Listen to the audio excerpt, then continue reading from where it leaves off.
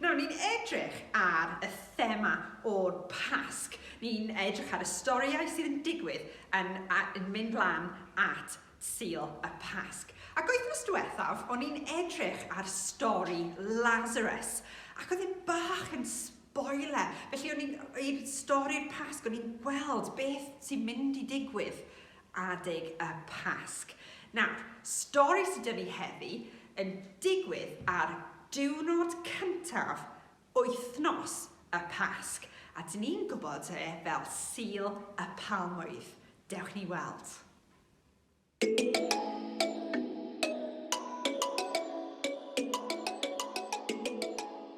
Roedd Iesu'n cerdded i ddinas fawr o'r enw Jerusalem.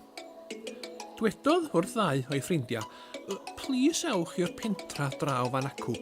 Fe welwch chi asu ifanc yno, wedi glymu yn ymyl giat. Gadewch yr asyn yr rhydd a dewch ag ata i." "Ond beth os wnaeth rhywun holi beth da ni'n ei wneud?" gofynnon nhw. "Dwedwch wrthyn nhw fy mod i angen benthyg eu hasu nhw," medde Iesu. Felly, aeth y dynion i chwilio am yr asyn. Dyma nhw'n rhoi cotiau dros ei gefn i wneud yn fwy cyfforddus i Iesu eistedd arno.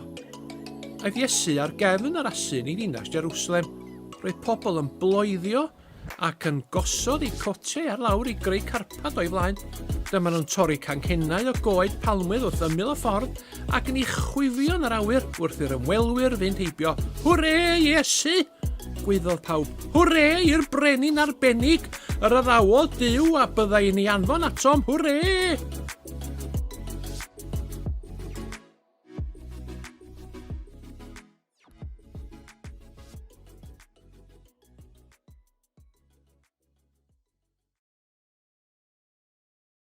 Wel, am stori. Beth chi'n meddwl bydde fel bod yn y dorf yna o'r bobl a'r pawb mor gyffroes?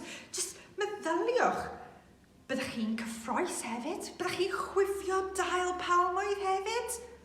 Wel, dwi'n meddwl bod yn. Beth amdanoch chi? Beth ydych chi'n meddwl?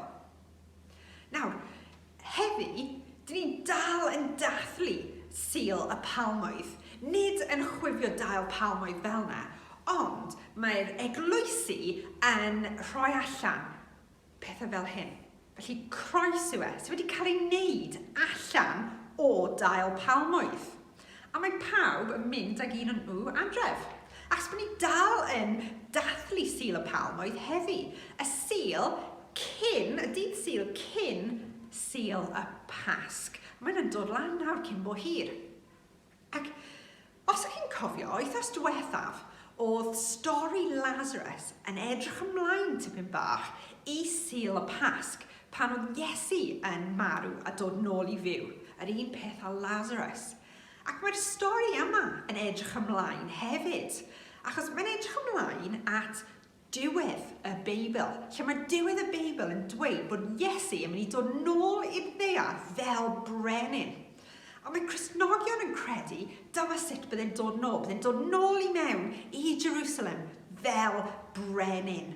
A byddai just mor cyffroes pan bod Iesu yn dod nôl.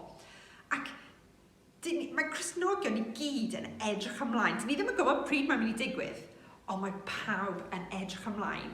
A bod ni'n dathlu Sul y Palmwydd a dathlu Sul y Pasg pob blwyddyn.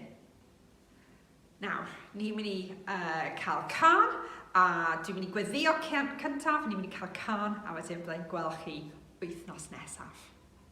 Gweddiwn. Arglwydd Duw, diolch i ti am y stori yma. Diolch i ti bod ti wedi addo bod Iesu yn mynd i dod yn ôl fel brenin. Diolch i ti am y storiau yn y Beibl ac am y dewrder o Iesu i mynd mewn i Jerusalem ar yr adeg yma. Yn enw Iesu, amen.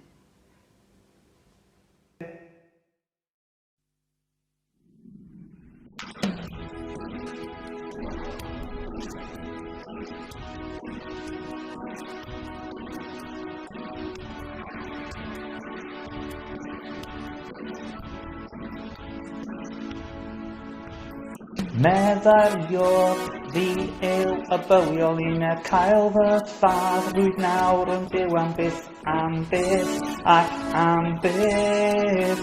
Amen. Meddyliwr fi yw y bywiol un e cael fy lladd rwy'n nawr yn byw am byth ac am byth. Amen. Mae triws y bedd yn agored nawr, clwb neges glir yr angylion glam. Pan chwilio yma nid marw yw ef, fe gododd Iesu fe ddwedodd y gwir, fe gododd Iesu. Mae'n ddiw byth bythoedd, fe gododd Iesu. Mae'n ddiw byth bythoedd. Meddyliwr fi yw y bywiol un e cael fy lladd rwy'n nawr yn byw am byth ac am byth. Amen. Meddyliwr fi yw y bywiol un e cael fy lladd rwy'n nawr yn byw am byth ac am byth. Amen. Mae driws y bedd yn agored nawr, clwb neges glir yr angylion glân. Pan chwilio yma nid marw yw ef, fe gododd Iesu fe ddwedodd y gwir, fe gododd Iesu. Mae'n ddiw byth bythoedd, fe gododd Iesu. Mae'n ddiw byth bythoedd, fe gododd Iesu. Mae'n byw byth bythoedd, fe gododd Iesu. Mae'n byw byth bythoedd. Meddyliwr fi yw y bywiol un e cael fy lladd rwy'n nawr yn byw am byth ac am byth. Amen. Meddyliwr fi yw y bywiol un e cael fy lladd rwy'n nawr yn byw am byth ac am byth. Amen.